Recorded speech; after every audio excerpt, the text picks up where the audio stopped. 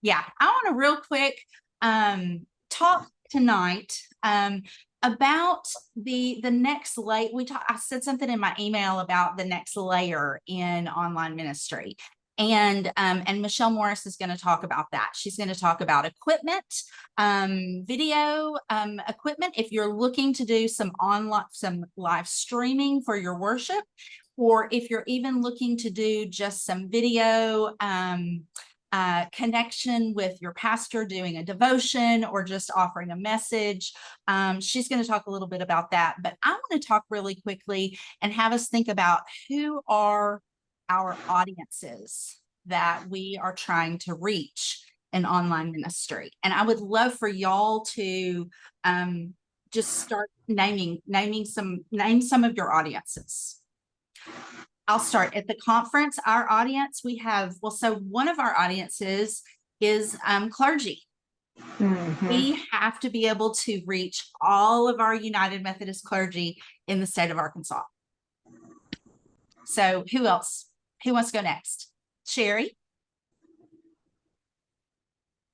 Here, I have to be able to communicate and contact everybody in disaster response throughout the state. So. That's right. That's right. Congregation and community. Mm-hmm. My community also.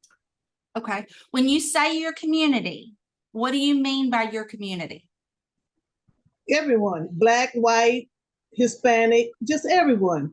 Sure. So do you mean the people living in your geographical community, your neighborhood, your towns, or? Well, in my outside towns like DeQueen and Nashville, just different places, just okay. Just in my general area. Yes, I gotcha. The physical community and the online community. Physical community, kind of like what Kathy is talking about, mm-hmm. and an online community as well. What were you going to say, Pam? We have our Facebook page set up where it reaches a 60-mile radius in our geographical area, because that way we can kind of know that they're people that we contact. We can actually have face-to-face contact with. Mm-hmm. But also on our live stream, when we do it live stream, we have people as far away as Ecuador, which is one of my friends that is living in Ecuador now. Yeah. But we have people from Bolivia, and my son, lives in Alaska. We have people from all different countries that have connected with us. Right. So we have we have our main audiences, mm-hmm. but we also, is it possible to offer a message that is going to reach all of that audience?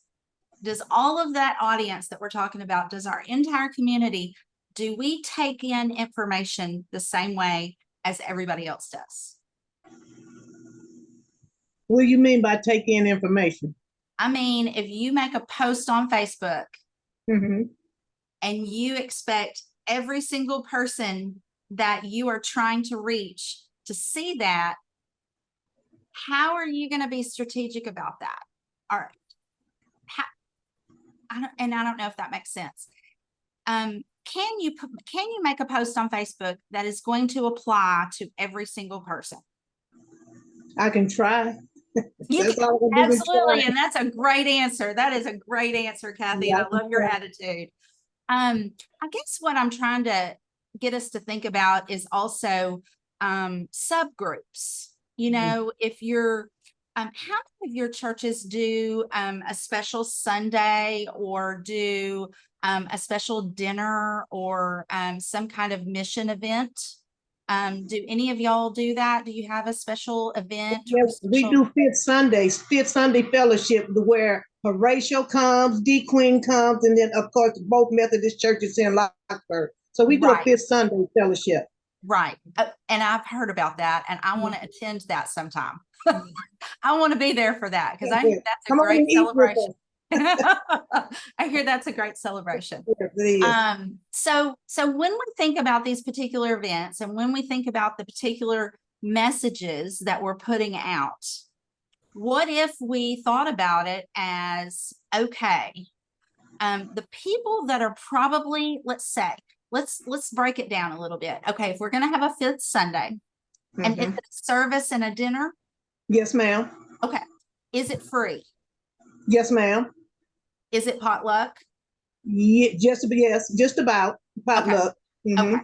Okay. So we want to think about all of the people in those areas, Mhm. geographically thinking.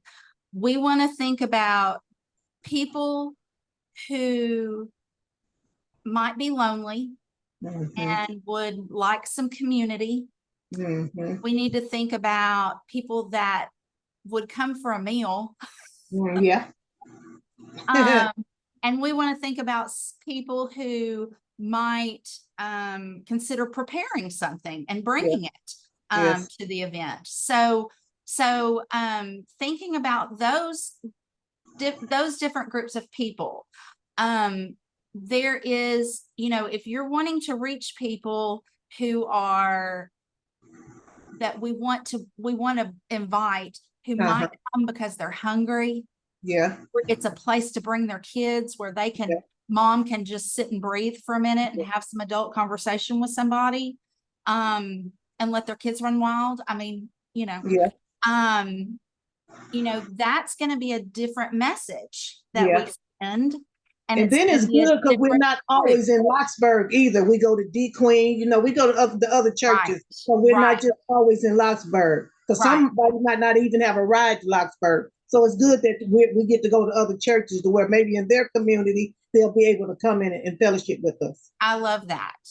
But I want y'all to consider, and this is going, and I'll kind of finish out with this, but I told you when we got started, I'm going to give you a little assignment every week. And for those of you who missed last week, the assignment was to update your Google business page or your church page on Google.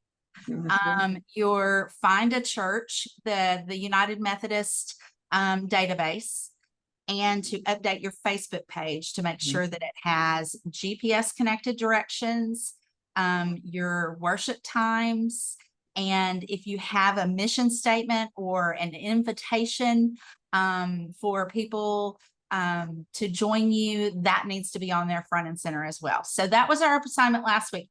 This week, your assignment is going to be to jot down who are your audiences.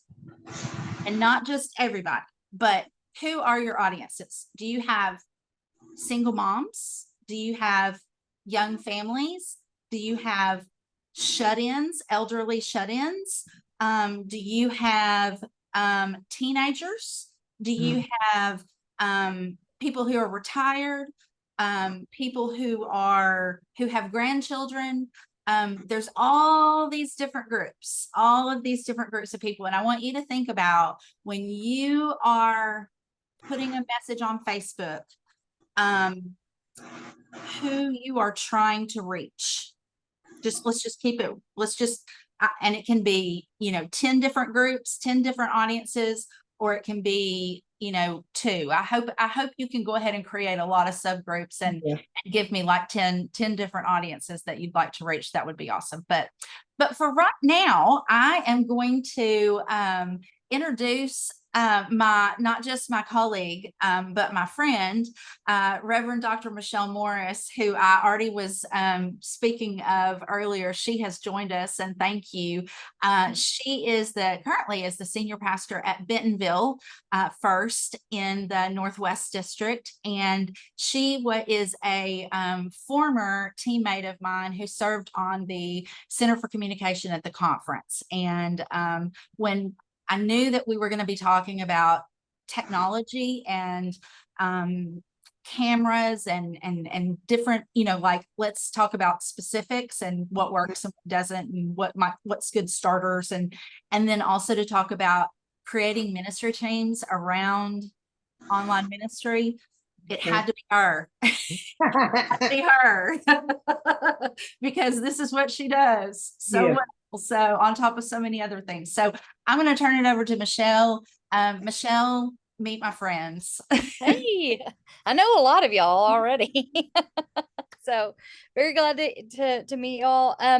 It would help me a little bit to know, just kind of get a feel for where everyone is. So who here is currently live streaming in some way, shape, or form? Okay.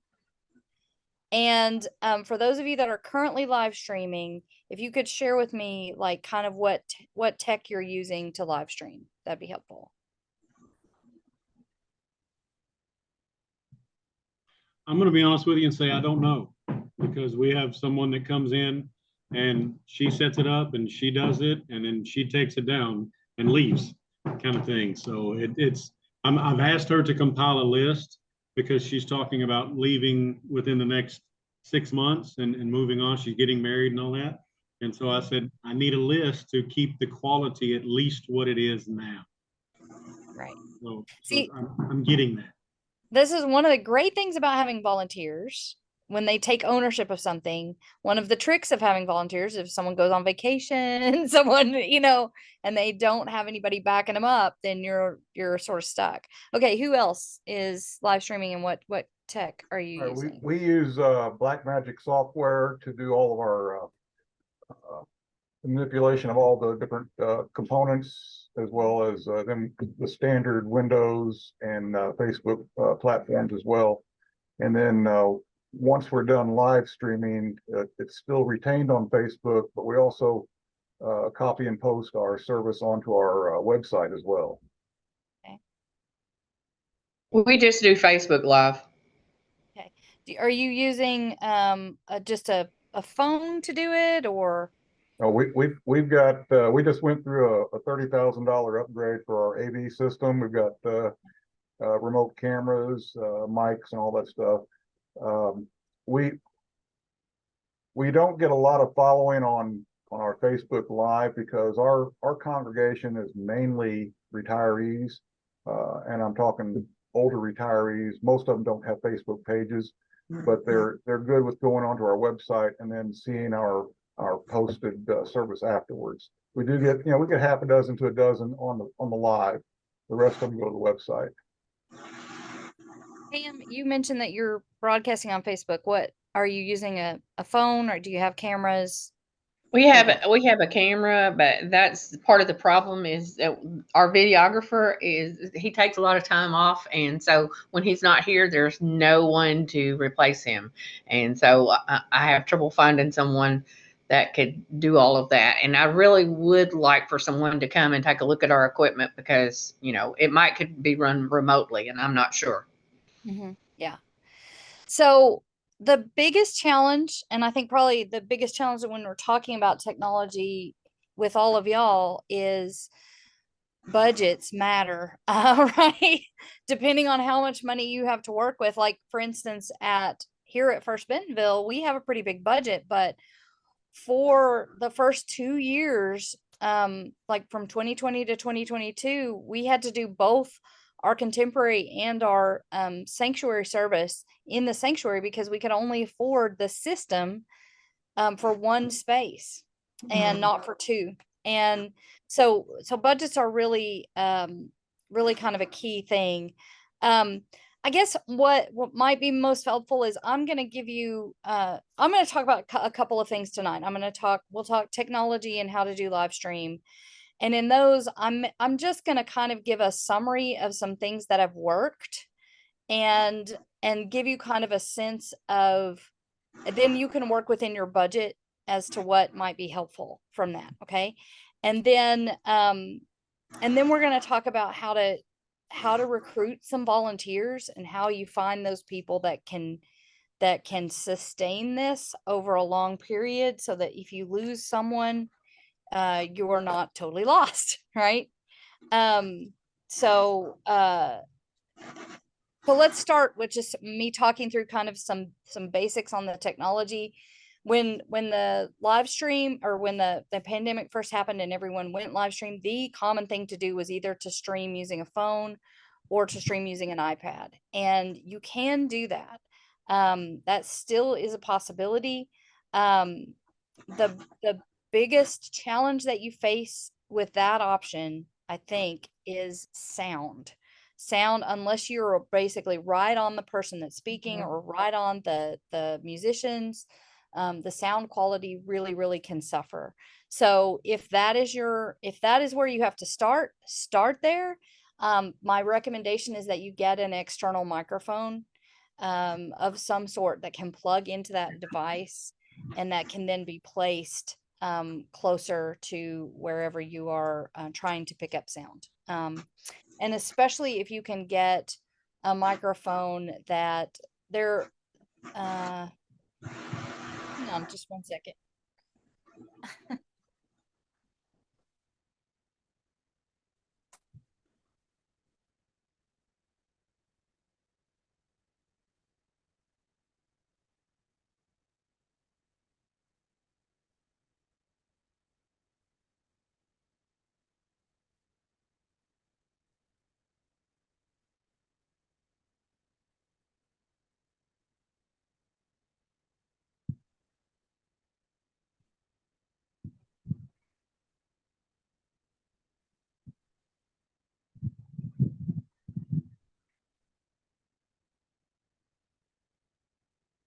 Some external microphones are just external microphones and you don't have any choice, but some of them have some sort of dial that allows you to either target where the sound is coming from, or to take up the whole environment. And if you can find one that can target in the direction of the chancel area, that sort of thing, and cut out some of the background noise behind you, that's really very helpful. If you can't, you just work with what you got, and try to just aim it in the direction that you're trying to pick up as much as you want. The next thing that I actually have seen, and I've seen this work and be fun for some people, and it's kind of a production studio on the cheap, is to get a paid Zoom account and every week start a Zoom meeting that you'll be broadcasting from. And Zoom has the option to broadcast on Facebook or YouTube. And so you set up a Facebook page, and whoever has that is running the system, or if you have a dedicated computer to that, which I do recommend, it will automatically link over to your group. You'll have to choose that because otherwise you'll be broadcasting on your own personal page. But if you link it over to your group, you can actually use Zoom to work as a studio by setting up different phones that join the Zoom meeting. But you want to kill the sound on them, because if you've ever done a Zoom meeting where two people join in the same room and you get the feedback, right? You want to kill the sound on them. And then if at all possible, drive the sound from your soundboard into your computer. And then your sound is all coming in from your soundboard, which controls a lot of the sound issues that you might have otherwise. And you can have multi-camera shots, because Amy, you just spotlighted me, right? You pinned me to make me big on the screen. And anyone who is running a Zoom meeting can do the same thing. See, she just unpinned me. So if we had, like, each of us represent a different camera, right? Then if Amy was running the worship event, and she wanted to cut over to the view that was on Edna, she could pin Edna, and that view would be the one that would show up on Facebook.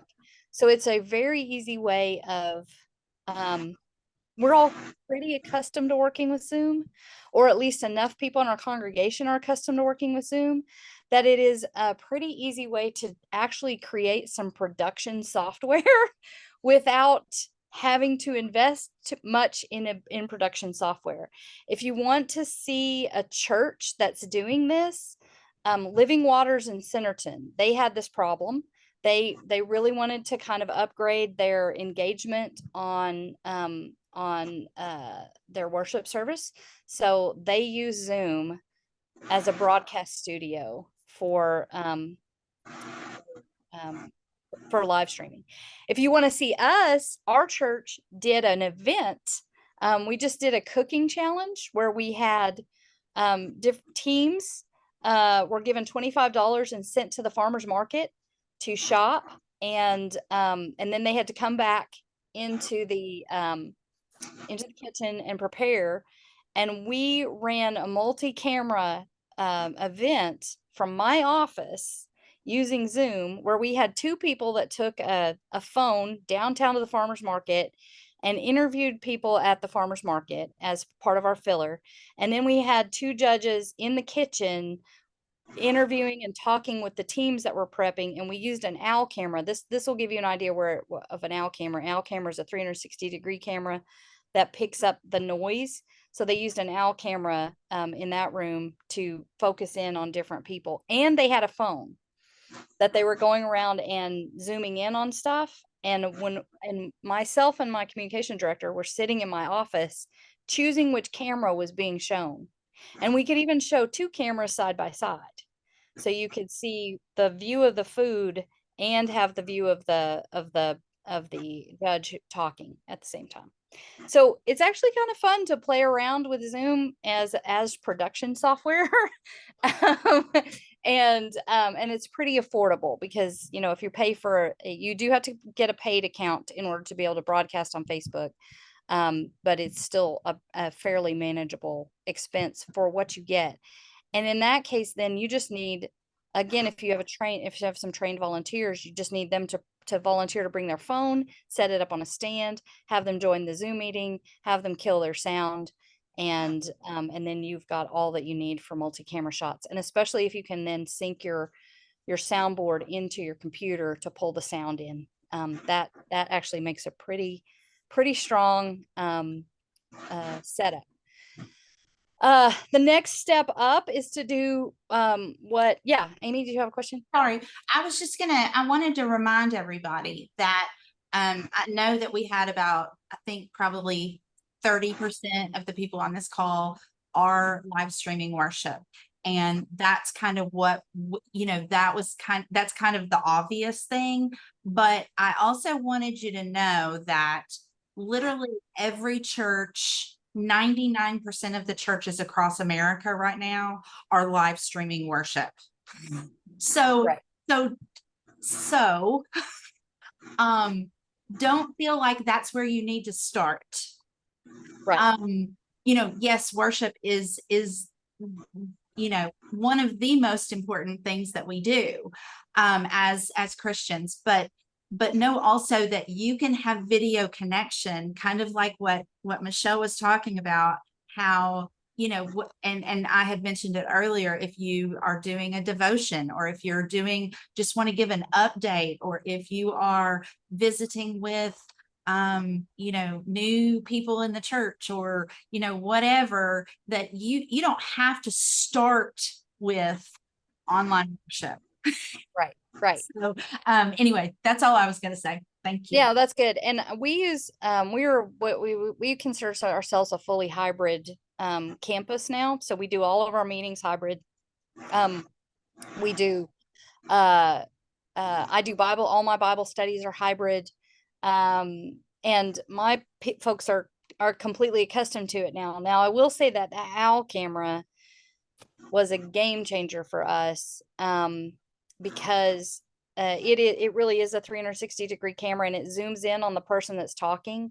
And so it really, really increases engagement. But before we did the OWL, the way that I did engagement in multiple spaces, where I had some people live in front of me and some people at home, was actually to get this very microphone that I just showed you, which just hooks in a USB place.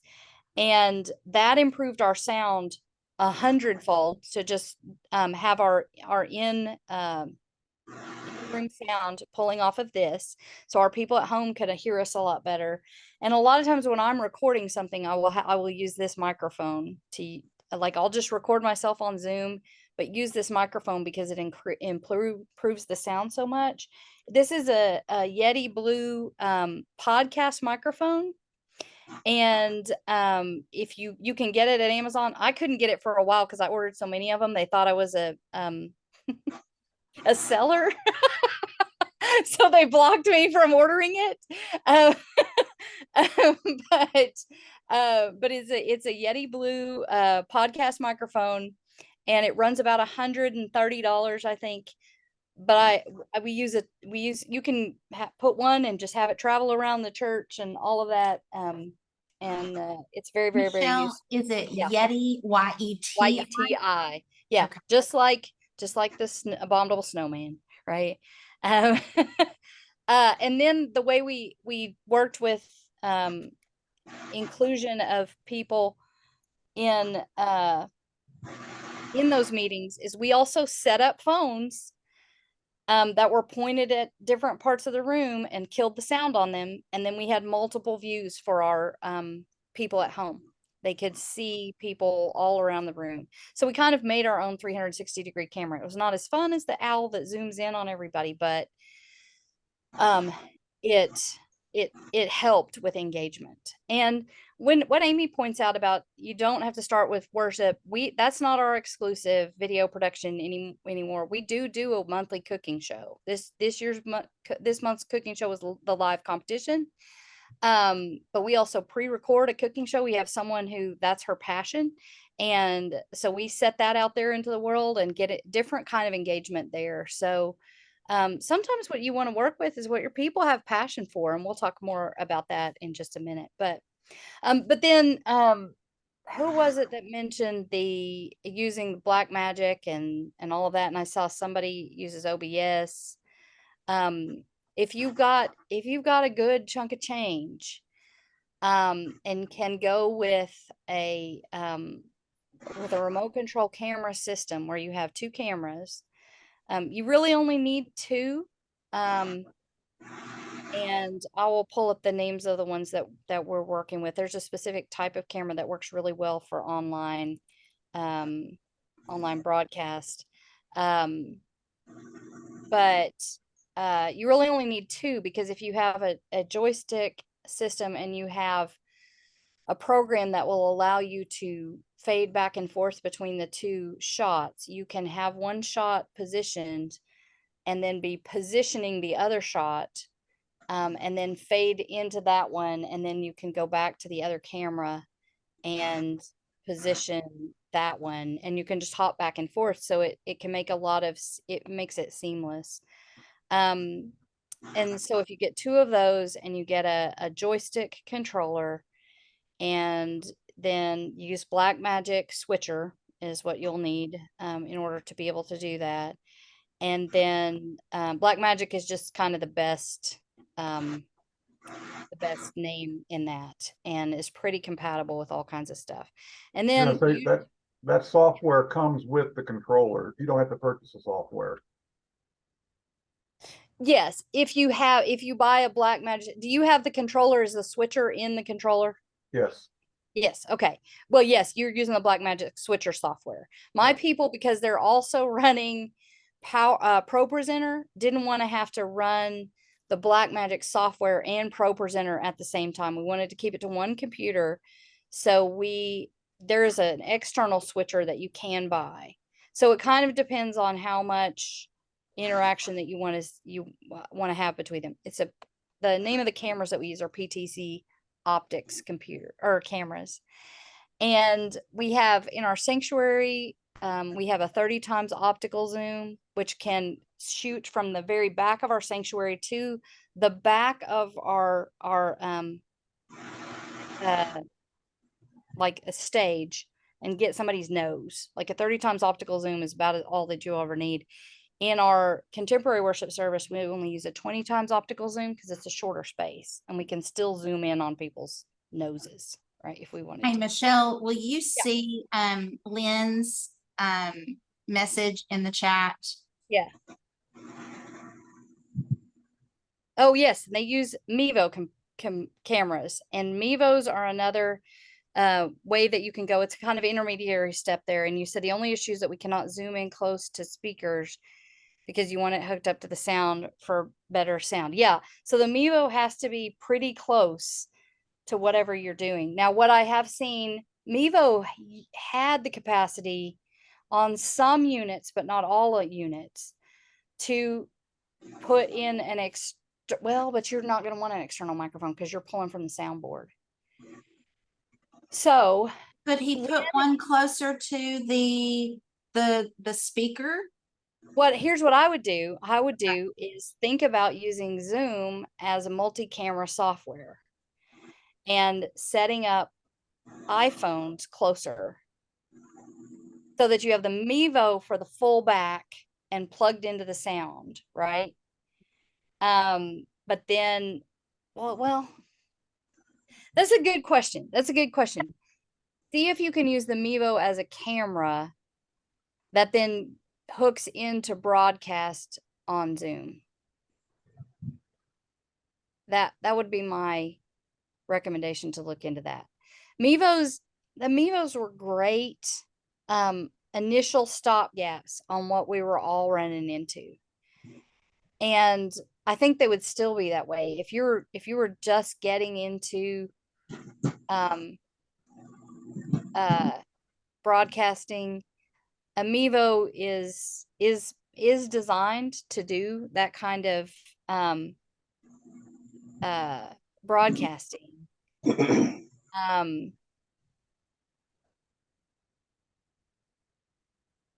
Yeah, I would see if you could, because I know that the Mevo controls may or may not be compatible with Zoom or something like that. So the other option, that the one other thing that I was going to say, and this might be compatible with Mevo. I'll tell you who would know, who did a lot of work with Mevos. I did not do as much work with Mevos. Jacob Lynn, who is currently at Cabot, hooked up, got the Mevo working in a way that he could control the sound a lot better, and that he could do a little bit more views. So he would be my recommendation to talk to on working out the Mevo issue, because I just did not have as much experience with those. Yeah, because what we've got is we've got the first generation Mevo that I think it was like one the conference gave the church, Mm-hmm. and then we bought a newer Mevo. I guess those are called the Starts, Mm-hmm. and it has a capability of hooking into the soundboard. The only other option I thought of is buying another Start to put closer to the stage, because you can control 3 cameras off the Mevo software. Right. And without hooking into the soundboard, the sound is awful. It's awful. It's absolutely awful. And I will tell you this, I find that people are much more forgiving at video that's kind of a little wonky sometimes. Like, my camera is having trouble staying focused today. I do not know what's up with it. It's driving me a little nuts. But I find that people are much more forgiving of slightly wonky video, than they are bad sound. I think it's a nails on the chalkboard thing. Like, they will not put up with bad sound. They just don't have the patience for it. And maybe it's because we're in a kind of a podcast era too, that people won't put up with that. And I must say, I travel a whole lot and I attend a lot of different churches. But when I can, I try to tune into one of my home church, one of their worship services online. And it is very, very, not frequent that I sit and watch. I listen. Right. I listen while I am journaling or preparing breakfast or whatever. So yeah, I as a person who is an online worship queen, the audio is so much more important than the video. And along those lines, if you want to just start with your audio and get a good audio recording and podcast your sermons, we get as many, we get about 100 podcast listens a week, which we count into our worship numbers. And so that is another way of engaging if it's taking you a little while to work out the video sound option. but you can get a good sound recording. Just think about podcasting your sermons and then posting a link to the podcast on your Facebook page. Because really a lot of people like to listen to sermons on podcasts. So okay. You don't have to have as much internet connection. That's right. Just That's to right. listen. Exactly. And people can listen to podcasts all kinds of places, right? Download them and listen to them while they're running. So so that's another possibility you might consider.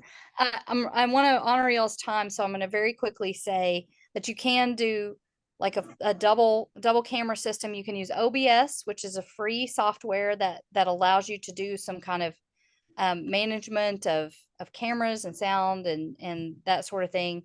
You can pay for things like ProPresenter to do that, but OBS is free software that's out there.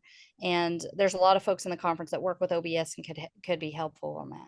But that is a significant investment. You are probably looking at a minimum of $5,000 to get good cameras, a computer in place that can help you run it, and the switchers and things like that you're going to need to be able to do that. So Would you touch really quick on Pam's podcast? question? That's Yes. So podcasting is like like done on Zoom. I mean, yeah, you can literally do it on Zoom. Like I could this microphone that I showed you is a podcast mic. I could hook this into my computer. I could start a Zoom meeting and record it. And then you know how you get the audio file from the Zoom meetings? That's it. That's all you need. If you can, there's a lot of free, I think Audiology or something, I can't remember. Audition is out there for free that you could clip the sermon or whatever down using those kinds of things. But all you need is a sound file, which will be like an MP3 file. And then you need to get a podcast hosting site, where if you Google podcast hosting sites, Podbean is one. I think Podbean is the one that we use here. And then they're cheap. They're really inexpensive. I mean, yeah. $12 a month. Yeah. And then you can load the sermons up, and then there will be a way to share it. And like I said, you can share it to your Facebook page. And then put it on your website. You can all kinds of things that you can do. But it's just the sound file. And I will tell you, the sermon was what people are looking for. They can get professionally recorded music out there. We do not need to try and compete in that realm, but people want to know what you had to say about the Bible. And so the sermon is what they're looking for. So that's all you really have to record and get out there. In fact, the other stuff, you got to watch copyright things. That can be a little tricky. You have to have a lot of rights in place for that sort of thing. Okay, I want to talk to you about how to identify and nurture volunteer teams real quick. And I'm going to share with you what I've done here. This is going to sound a little crazy, but I think Amy has sort of set you up on this by saying you don't have to broadcast worship. You don't have to do this. Let your people and their passions lead you in the direction that you're supposed to go. Because I tell people all the time, anything that God intends us to do, we already have everything we need to do it. It's a question of if everybody's bringing forward their gifts, right? But and we all have free will, so maybe some folks are not. But anything that we are meant to do, everything you need is already in your congregation. It's already there. The trick is sometimes you have to do some treasure hunting, right? To find out where that is. So I a lot of times will let ministries, even here, we went without a nursery for our first service until I mean, I got here in 2021. We just added the nursery in our first service a month ago because we didn't have people that were volunteering for it. And I said, okay, then great. Then what we have in the first service is a family service where little kids are running around. And that's what we did. And we actually still do have that, but we also do now have a nursery option for in there. So I'll just let things hold and until the right person comes forward with the gifts. Now, sometimes people need a little bit of encouragement to come forward with those gifts. And here is what I have found is the most helpful thing to do that. So I have I try to have it with every single person in the congregation. I'm at about 300 of these conversations now. What I call the 4 questions conversation. And these are 4 questions that help us get to the heart of the passions of our people. So the 4 questions are, and Amy, if you would type these in the chat, that'd be great. I'm on it. So the first question is, when have you most felt like a disciple of Jesus?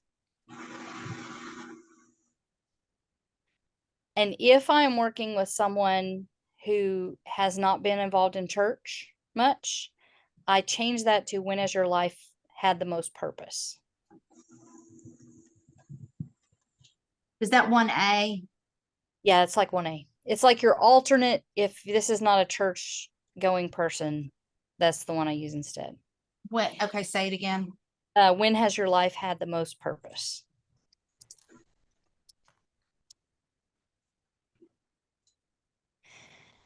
And then number 2 is, what breaks your heart?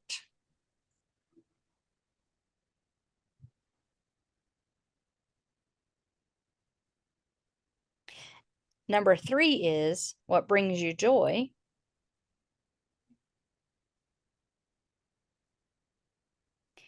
And number 4 is, if you could do anything, if there were no limitations, what would you do?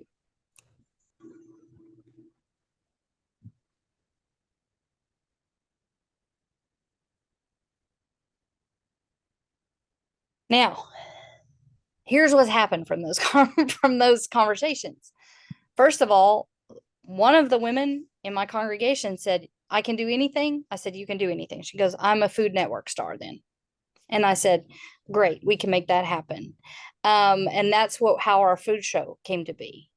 Because I had the skills to know how to do a video shoot, and she wanted to be a Food Network star. And I said, okay, we'll do that. And we do this, the show that we do is called Welcome to the Table, and it helps us promote for our community how we are a fully welcoming church. And then the goal of the show is every month we try to spotlight some different dietary restriction and how you would cook for that person if they came to your table. So it's a way of creating an inclusive table. So it helps us promote our church's theology, and then she gets to do a cooking show every month, and I get to go out and film a cooking show, and I get to eat amazing food. And she gets to express her passion. And all of that happened because of that conversation. Now, when it comes to teams for helping with technology, you'd be surprised at the number of people that say, if I could do anything, I would design video games, or I would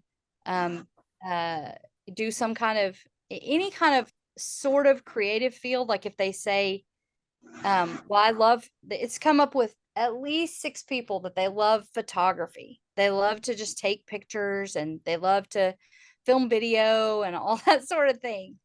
Oh, you love working with a video? And when you go to people and say, I think you should do this, and you're not saying, I think you should do this because I need someone to do this. You're saying, I think you should do this because this is your passion. This is the thing that God has laid on your heart. And I think you should try this out. Now, another group of people you might approach with regards to this, and I hear this a lot. I just wish more people could hear about Jesus. Oh, you do? Well, how about unlimited reach? Would you like to have unlimited reach for sharing with people about Jesus? Yeah. Okay, great. Come work with us on our video ministry. Right? And then what you have done is you have made it not about the mechanics of video ministry. You have made it about this is how you are going to practice evangelism with people. Now, a lot of times they will tell you, I don't have those skills. And you say, I don't expect you to have those skills. Let's try though. If you're interested at all, let's try. And even if you have just some experimental, like not during worship, we're going to get together and we're going to try broadcasting X, Y, or Z, right? We're going to try broadcasting me doing a devotional, and let's just see how it works and see how it feels and see what you think about it. You know, to help them understand that the stakes don't have to be so high as, okay, yeah, I mean, honest to God, if you broadcast a Bible reflection and it's terrible, there's a delete button. and could somebody grab it up and go viral? Yeah, but honestly, in those cases, well, first of all, that's what Amy is very helpful for, is helping you navigate those viral things. But also, sometimes things going viral just are can be in a weird way a blessing for you. But chances are 2 people will be watching while you're experimenting. And they'll just enjoy that they got to watch the experiment, right? I do online communion every Sunday at 12:15 with me and my phone. That's it. We don't broadcast communion on our worship services. We cut before communion because there's a lot of dead time, and because theologically I don't want to leave it up there. I actually agree with the cutting it out piece, and I didn't want to put that work on my people. So at 12:15 every Sunday, I just pick up my phone. I go live on Facebook. I hold the phone right here. I bless people's communion. It is not a huge production. It is really not a huge production, but those people get on there with me every Sunday, and we have that kind of personal moment with each other. And that's the last thing that I would encourage you to do is, if you can find your people's passions, you will unleash them in ways that you can't imagine. If you don't have anybody passionate about this and you don't have time for it, do not kill yourself. Focus in on the things that your people do have passion for, and that will bear fruit. It is not gospel that everybody has to be out there online all the time trying to reach people. What you need to do is reach people in a way that's authentic to the community that you're serving, and because that's the people that you really need to connect to. So if that includes an online component, great. If it doesn't, at least not now, also okay, that's fine. Find what your people are passionate about, and then yeah, I'm gonna shame on them with them on that too, Pam. And then there are some ways that you can still engage online without having to have a big production studio. Like, I grab my phone all the time and say, hey, I'm out here in the farmer's market. I did this. I actually didn't end up broadcasting it because we ended up having enough teams, but I stood in the farmer's market with my phone and I said, I'm out here in the farmer's market. Next Saturday, we're going to be out here doing our farmer's market challenge. If you want to be in the team, here's how you sign up. Tomorrow I will grab my phone and go out and stand in front of our new parking lot sign and make a donation to our parking lot ministry, and just have that moment out there and engage with them. It does not have to be a huge production. What it has to be, the most successful thing that it will be, is something that's authentic to you and your people. And without that, if it's authentic to you and your people, everyone will love it. They will find joy in it. You will be able to sustain the ministry, and it'll bear fruit. Do though, again, if you're dealing with this as a volunteer that's coming and setting everything up, do try to get them to write down the process, just in case they are sick one Sunday. And Right? I have to tell you, I want to just add that I don't know if any of you are familiar with Lakeside United Methodist Church in Pine Bluff, because I see on here we have a lot of Northwest and Southwest folks. But Lakeside is in Pine Bluff, and the two people that run camera and sound, and then they run a Facebook chat on there as they're engaging with people who are worshiping online with them. They are both over 80. Right. They're over 80 years old. And I will tell you, my online hospitality team is made up of people who have still never come in person since the pandemic. But boy, do they love getting online every Sunday and saying hi to people and chatting. And they feel really engaged with church. And I have not seen them in person for worship in the 3 years that I've been here. But I see them every Sunday online. So that's another thing you can think about the people. If you know there are folks that are at home and are watching, if you do have online worship, tap them to chat with people. And then they'll know it matters that they're there. So Absolutely. and they get a good greeting. The other people get a good greeting every day, every time. So it's awesome. Does anyone, it's 7:31, and I wanna be very honorable with your time, but I do want to open the floor and see if anybody has any last minute quick questions for Michelle. I would want to go back to the communion talk, if that's okay. And I know with Bishop Mueller, we needed to cut that off, and there's a theological discussion around that, but is Bishop Merrill any different in that, or does she agree with that? And Well, does, I happen to have a district superintendent on the call with us, and she can speak to that if she would like. Bishop Merrill has not said anything about not wanting us to do online communion. Several of us have done online communion, and it has been a blessing for members who are sick and shut in. She is very open to being caring and loving and kind and considerate of all members of our churches. So I don't think there will be any problem at all. Thank you, Yeah. Edna. And Randy, I don't know exactly how she feels about leaving it up. It's my own personal theology that I don't leave it up and I make it a live embodied situation. But I will say this, if I was going to extrapolate, her most popular moment from annual conference was her presiding over communion and singing. And it's And gone viral. I was about to say, video I has gone believe that viral. video is out there. And so, so and remains out there. So It was wonderful. Yeah. Yeah. So. Well, thank you for that question, Randy. That was really necessary and a good word there. And I just want to say thank you to I'm just going to call you Michelle. I'm sorry, you're Michelle No, to it's okay. me, but All right. Reverend Dr. Michelle Morris. You can tell she is so full of knowledge and wisdom on all things communication.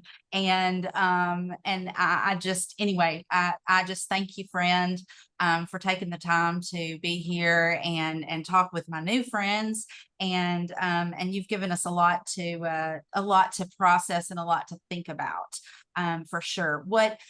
Friends, I want to let you know what I will do is I'm going to get with Michelle and get all of the products that she mentioned. And what I'll do is I will share that with you in an email this week, the products that she mentions, and I'll give kind of a brief description of what everything is. And just so that if you like Kathy, you're a lay person, if you say, hey, if y'all, if they've decided that they want to let you do communications, then you will have something that you can present to the pastor or present to whatever and go, hey, this is what we need, or this is what we might want to look for. So, so I will share that. I also, thank you, Pam, for the email. The chat was very, very lively tonight. So if you did not see it, if you are interested in having a Zoom call at another time, and we can talk about the ins and outs of producing a Zoom call, and how you can use that for your benefit, for audio or for video and audio, just shoot me an email, and let me know, and I'll get it set up. Even if it's just 3 of us, that's fine with me. I mean, if somebody wants to learn more about it, we can do that. So, and then in closing, Pastor Lynn sent me a text that said, and I wanted to share this because I thought this was so great. We were talking about our Google business pages and how important it is, because that's going to be the first thing that people see when they look for your church, when they search. And what he has done is he has asked his members to give his churches a 5-star review. And so what I was thinking is, if everybody would, in the chat, if you would put your church in the chat, and what we can do, and I will send this out in the email, I will tell you what all of the churches that are represented, that we could also go and give our friends, churches 5-star ratings as well. When you get ratings on Google, that boosts your viewer, your ability to be found, your searchability, and it's always a good thing. So if you'll just put what church you are or what group you're with, and if you've got that Google business page updated and it's out there, let me know, and I'll collect all these, put them in the email, so that we can go and we can support each other and give each other a 5-star Google review. So, and maybe even follow each other on Facebook. Might not be a bad idea. So, I also put a few ideas of people that are doing different things in online ministry. If you get a chance, go through there and look. I will probably copy and put that into the follow-up email that I send as well, along with the recorded Zoom link, in case you want to share this with one of your parishioners, if you want to share this with a clergy friend, whatever. But anyway, it's been another excellent visit, and it's so good to be with y'all. So next week we're going to identify at least 10 audiences that we would like to reach, and that's what I'd like for you to do. And then we're going to like each other's Facebook pages and Google pages. So I'm give everybody a 5-star review. So anyway, I will see y'all next week. Let's get a closing prayer. Who would like to pray for us? Any takers? Sherry, you are a good prayer. Let's see if we can keep the dogs from barking while I do this. Okay. That's okay. Will you please bow with me?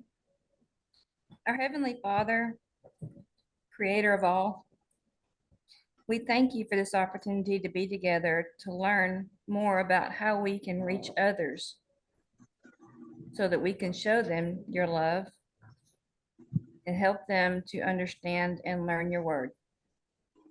Please be with us this week as we work on our assignments and in everything that we do. Thank you, Lord, for all that you do for us. Amen. Amen. Thank y'all. Everybody have a good week. See y'all next week. Thank you, Bye. Michelle.